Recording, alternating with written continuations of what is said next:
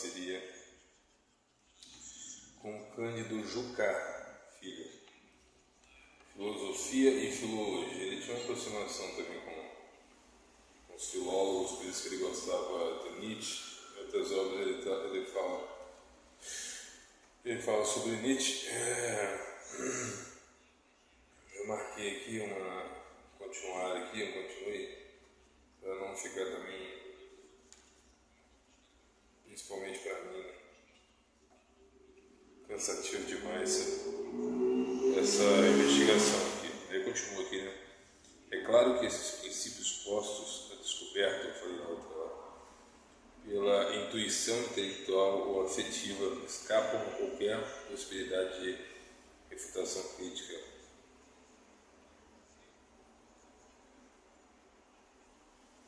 Ele fala dessa intuição, talvez, no meu entender, da especulação que se faz das coisas através da intuição e não da razão, sabe? E a crítica dele é justamente essa, sabe? Por que não usar mais a razão? Pode ser que eu esteja entendendo ao contrário, acredito que não, mas pelo que entendi foi isso. E aí eu vou usar a mecânica marxista, né, para isso daqui. Que os marxistas geralmente costumam fazer, eles copiaram da Igreja Católica justamente isso. Como é possível provar historicamente, mas não é possível provar, digamos, de certa forma possível, né? Os medievais criaram sistemas de prova pela razão que Deus existe, mas na maioria dos casos, e é uma proposta também da fé, essa crença, por isso que ele vai falar aqui do senso comum, né? Ele fala que confiar na intuição significa, portanto, valorizar dogmaticamente as crenças instintivas. Então, os socialistas começam a apelar para crenças instintivas, e mais do que isso, usar também crenças apelativas, que é o estômago, né? A fome, o fim da miséria, etc., para tentar convencer o povo. E não interessa se a proposta funciona, interessa o quanto ela pode encantar, o seu poder de encanto instintivo, sabe? E apelativa, né? Quanto ela é apelativa, sabe? Igual aquela cara que vence um debate fazendo apelo à emoção, apelo à autoridade, ou qualquer outro tipo de falácia, sabe? Então, entendendo essa maneira apelativa, né? O homem com medo da punição dos pecados se aproxima de Deus.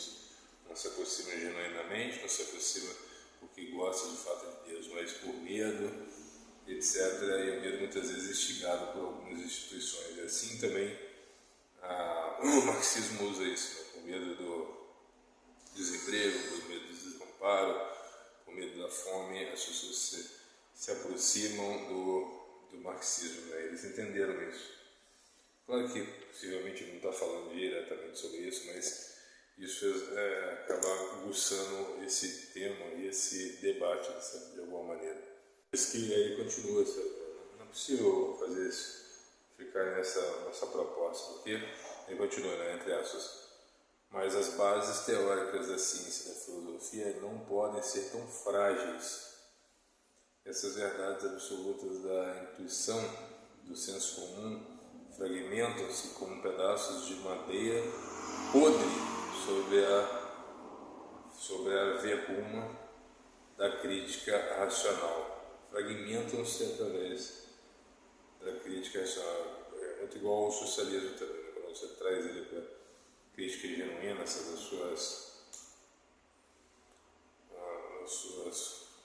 sua funcionalidade, ele se fragmenta como madeira podre também. O verbalismo inoperante que está na base da nossa cultura embriaga-se com a essência destilada dessas verdades indubitáveis. É legal que ele cita aqui vários pensadores aqui para ver o nível de envergadura desse sujeito, que vai citar Bergson, ele cita Nietzsche também, depois depois ele cita Schelling, ele cita Heidegger e daí por diante. Ele cita também o Adorno, conhecido nosso filósofo, né? E cita aqui um dramaturgo também que eu procurei saber, Gabriel Marcel, né? Filosofia, de acordo com Gabriel Marcel, não é resolver um problema, mas sim participar de um mistério. Ele vai criticar aqui alguns filósofos do Brasil, falando que no Brasil, assim como o Olavo de Carvalho sempre dizia, né, que no Brasil tem muito historiador da filosofia, sabe? Então ele vai falar que mais especialista em contar a história do que filosofar. Não existe filosofia original no Brasil. Eu também concordo. Há no Brasil professores, abre aspas, né? Há no Brasil professores de filosofia bastante respeitáveis que não admitem a existência de uma problemática especulativa. Filosofia para eles é a história dos sistemas e a biografia dos pensadores. Justamente isso, eles estão mais preocupados em contar a história da filosofia do que ensinar, do que filosofar, ensinar a filosofar, alguma coisa do tipo. Eu acho que o marxismo também deu uma dose de colaboração nessa estagnação da evolução filosófica, sabe? Quando a gente fica pensando em marxismo, socialismo e sistema de governo, a filosofia parece que deu uma paralisada, né? Nenhum outro tema surgiu depois disso, depois dessa revolução industrial, depois desse debate sobre a forma de governo mais interessante ou mais proveitosa, mais satisfatória, a filosofia parou de pensar. Por isso que eu em particular, me afastei desses marxistas, porque eles só pensam nisso, só pensam naquilo, né? Ele fala justamente isso, né? Não com as minhas palavras, não com essa intenção de crítica ao socialismo, mas ele faz uma crítica justamente esse abandono das outras correntes, né?